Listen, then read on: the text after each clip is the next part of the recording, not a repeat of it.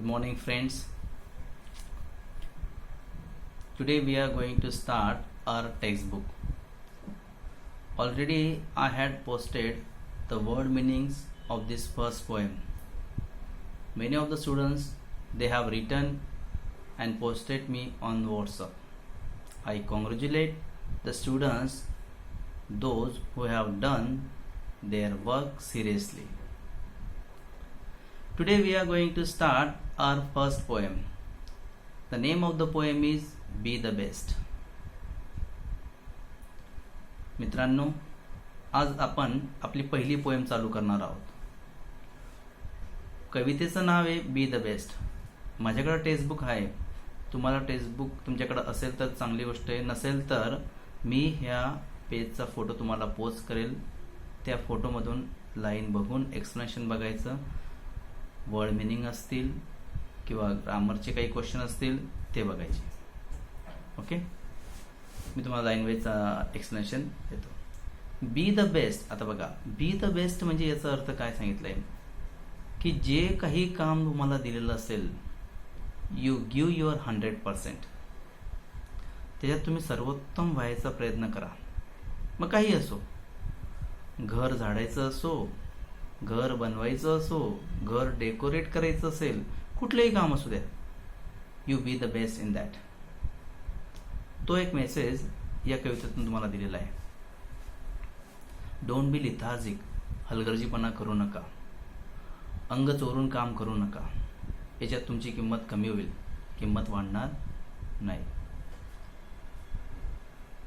In this poem the poet Douglas Malloy has observed the nature very well and give us the message to us that whatever our work is given by our God, we have to do it very well.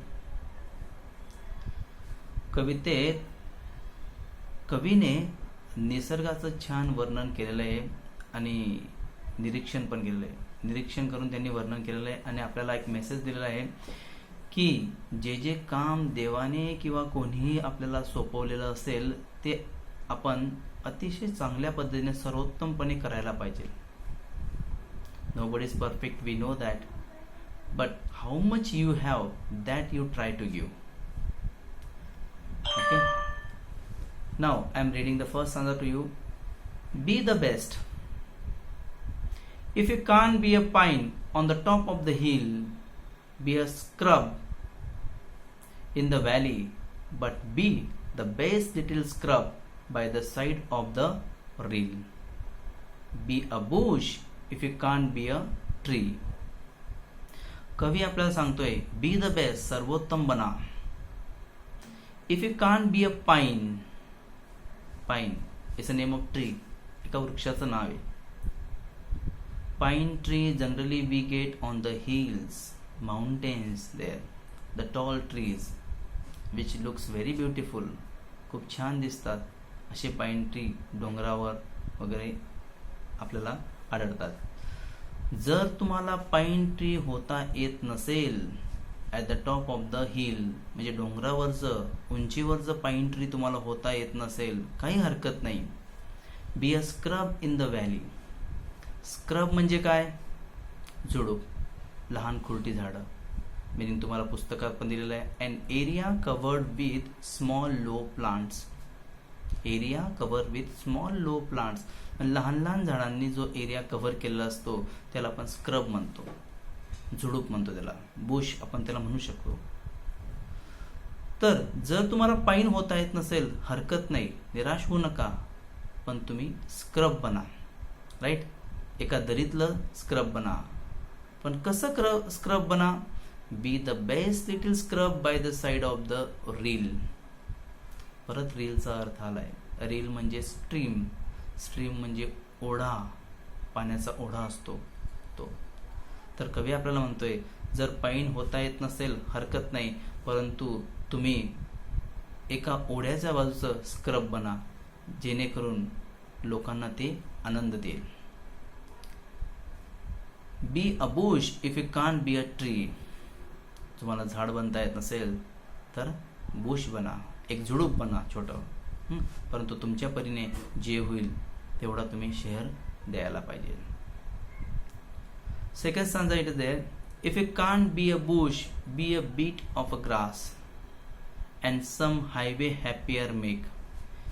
If you are a muskie, then just be a bass, but the liveliest bass in the lake. Let me explain you some hard words to you. Beat, tukda, छोटा सा तुकडा. Muskie and bass, these are the names of the fish. ही माशांची नावं आहेत. The explanation is there. If you can't be a bush, be a beat of grass and some highway happier make. जर तुम्हाला Bush ही बनता येत नसेल तरी काही हरकत नाही, तुम्ही गवताचा एक छोटासा तुकडा बना आणि हायवेला हॅपी करा, महामार्ग. आता जेव्हा आपण हायवेने जात असतो त्यावेळेस आजूबाजूला जर लॉन सारखं आपल्याला गवत दिसत असेल, छोटी छोटी झाडं किंवा गवत असेल, when we see it we feel happy. आपल्याला आनंद होतो जेव्हा ते आजूबाजूचं गवत पाहिलं तर आनंद होतो. मग बुश बनता येत नसेल तर गवत बना, गवताचा थोडा तुकडा बना आणि लोकांना आनंद द्या तरी चालेल, असं कवी आपल्याला म्हणतायत. Next, if you are musky, then just be a bass, but the liveliest bass in a lake.